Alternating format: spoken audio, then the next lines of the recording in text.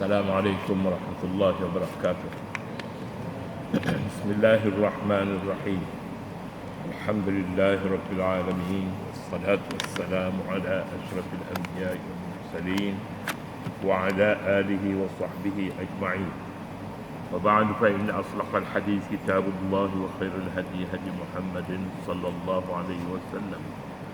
Wa syarrul umuri muhdatsatuha wa kullu muhdatsatin bid'ah, bid'atin dhalalah, dalalatin finnar. Sila ke muka surat 331.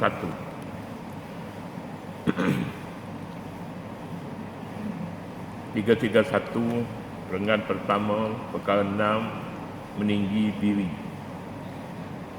Orang yang baru meninggalkan bumi haram, tanah haram, entah Baitullah khususnya, tidak harus sama sekali dia mengecilkan adab apabila pulang ke rumah, bagaimana dia beradab semasa berada di Makkah. Berada di sana di tanah suci, dia tidak boleh bercakap tentang perkara-perkara yang tidak faedah. Hendaklah dia menumpukan kepada zikir, kepada membaca Quran dan kaedah-kaedah untuk merapatkan, mendekatkan diri dengan Allah Subhanahu wa ta'ala. Kemudian dia akan meninggalkan bumi suci itu, khususnya Baitullah, dengan penuh hibah dan duka cita. Meninggalkan tempat yang paling dikasihi selama ini. Dia selalu mengingatkan Makkah, mengingatkan dengan tanah suci Makkah, dengan mengerjakan tawaf ifadah setelah sampai waktu balik.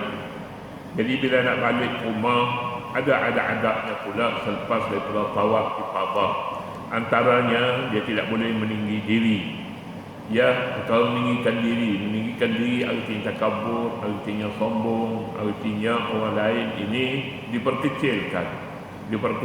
Sama ada kerana dia mengerjakan haji, sudah mengerjakan haji ataupun lain-lain sebab boleh jadi. Perkara pertama yang dimaksudkan ialah merasakan dirinya besar, dirinya tinggi, lebih tinggi daripada orang lain. Ini satu perkara yang salah, tidak sesuai dengan orang yang baru saja pulang daripada tanah suci. Ini yang dibicarakan di sini. Meninggi diri. Sifat ke-6 manusia munafik. Dia tidak kata orang yang kafir. Manusia munafik menganggap diri mereka lebih tinggi daripada undang-undang, lebih mulia daripada semua makhluk yang lain. Justru mereka tidak boleh dinasihati lagi. Wa idza qila lahu ittaqillaha akhadhatul 'izzatu bil ismi.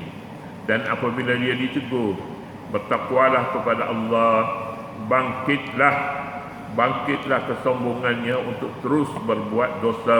Akhadhatul 'izzatu, izzah maknanya bermegah-megah, kesombongan. Izzatu merasakan tinggi diri. Ini dia penyakit manusia. Dia merasakan dirinya lebih tinggi daripada yang lain. Bukan hanya setakat itu saja lebih tinggi, tapi dia berbangga. Orang yang merasa dirinya tinggi tapi dia tidak berbangga di hadapan orang lain, dia diam saja, umpamanya, ini satu perkara yang lain. Memang tabiat manusia sejak dia dicipta Allah Subhanahu wa ta'ala, maka sifat yang paling utama padanya yang tidak diperkenan Allah, iaitulah al-izzah. Al-izzah maknanya sombong daripada orang lain. Manusia sebenarnya yang dijadikan daripada tanah, diciptakan daripada tanah pulanya yang berbau, yang sudah hapa, yang sudah bercampur air. Jadi dia hendaklah berkhusnuk, bertawadhu, rasa merendah diri.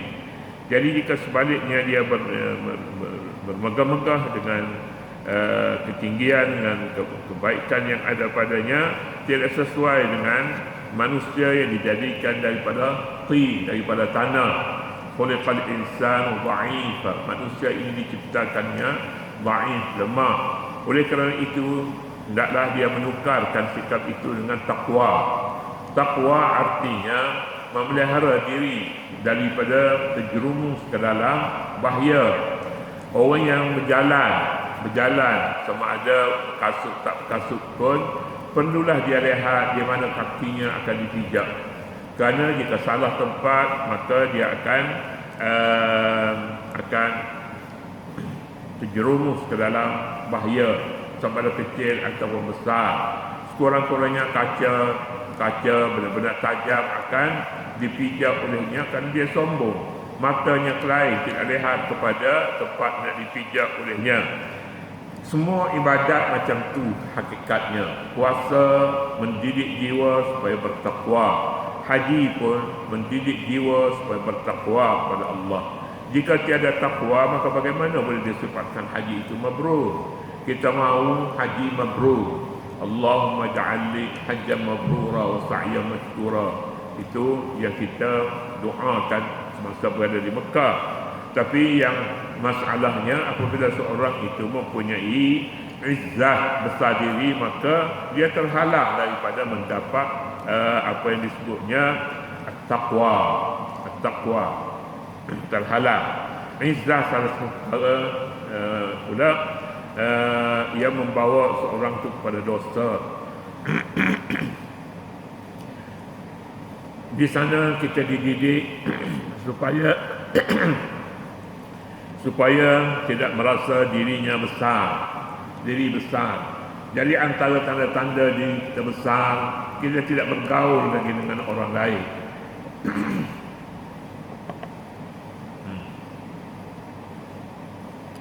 Kalangan ulama kita menyatakan mengapa kita Islam menyarankan seorang itu supaya memakai pakaian ihram.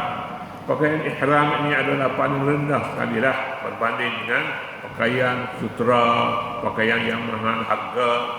Pakaian ihram yang dijual yang merupakan kain, kemudian kain yang sama juga di atas belakang. Orang yang seumpama ini orang yang memakai pakaian yang rendah, sebenarnya semua orang boleh pakai. Supaya apa hikmatnya? Hikmatnya supaya jiwa kita terdidik. Orang lihat sama dengan orang lain semua. itulah yang dimaksudkan. Dididik pula perpaduan. Orang kaya sekaya mana sekalipun, tawafnya ialah mengelilingi Baitullah. Dulu setengah ulama berfikir panjang sebelum daripada hendak dia ada disediakan tempat tawaf di atas atau bertingkat. Pasal apa? Pasal itu bertentangan dengan rendah diri, dengan khusyuk, tawadhu, bertentangan. Jadi walaupun sebenarnya sekarang ini cuma tempatnya, sebaliknya orang memilih untuk tawaf di bawah, di atas bumi, bukan di tingkat 1 ke tingkat 2 sebagainya. Itu mengajar kita bahawa kita pun sama dengan orang lain. Kalau kita meninggal dunia di mana-mana pun sama juga dengan orang lain. Tak ada tempatnya dikubur sama saja dengan orang lain. Kadang-kadangnya kubur di tepi sekali, sedangkan dia orang besar tu, orang nombor 1. Walaupun begitu, itu diajar supaya kita bertakwa. Kita harus ingat bahawa takwa bukan satu perkara kecil, tapi perkara besar bagi ibadah haji. Sifat sombong pada orang ini menjadi ukuran kemunafikan, sebagaimana ketakwaan menjadi ukuran bagi kekuatan iman seseorang. Apa balasannya? Apakah balasannya? Balasan yang sepatutnya dikenakan oleh Allah ke atasnya, ke atas orang ini. Fahasbuhu jahannamu wala bi'sal masir. Oleh itu cukuplah neraka jahanam sebagai balasannya, dan sesungguhnya neraka jahanam itu seburuk-buruk tempat tinggal. Itu dia tempatnya, neraka jahanam.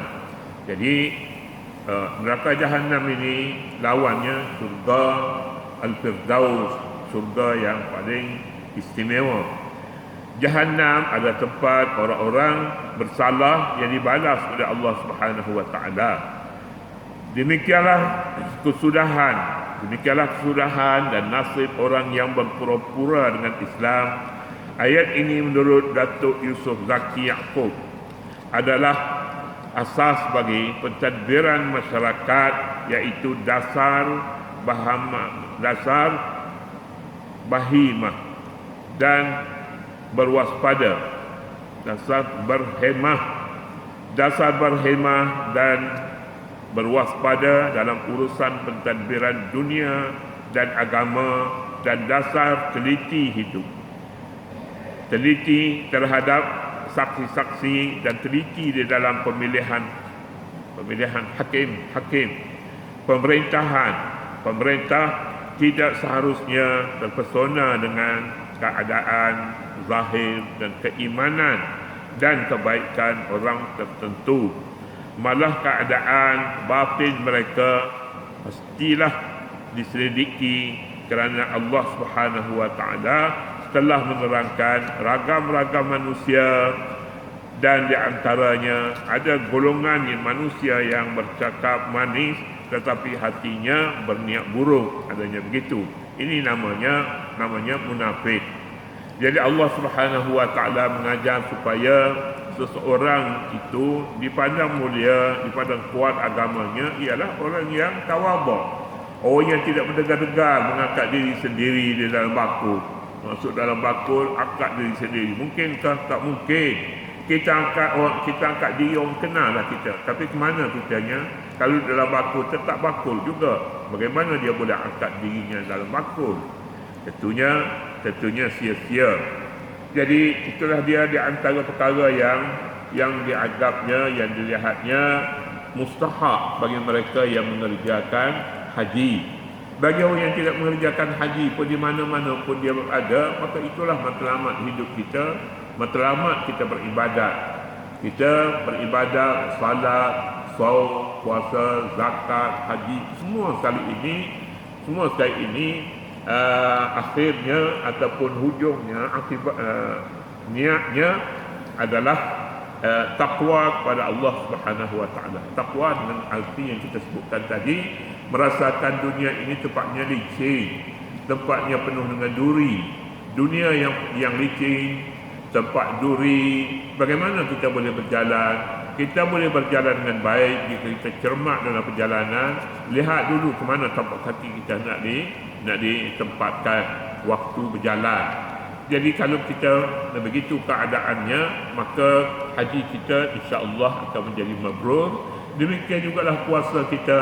Kutiba alaikumus shiyam kama kutiba alal ladzina min qablikum la'allakum tattaqun, supaya kamu bertakwa. Jadi ini akhlak ulama. Akhlak ulama, dia tidak merasakan bahawa dirinya lebih besar daripada orang lain.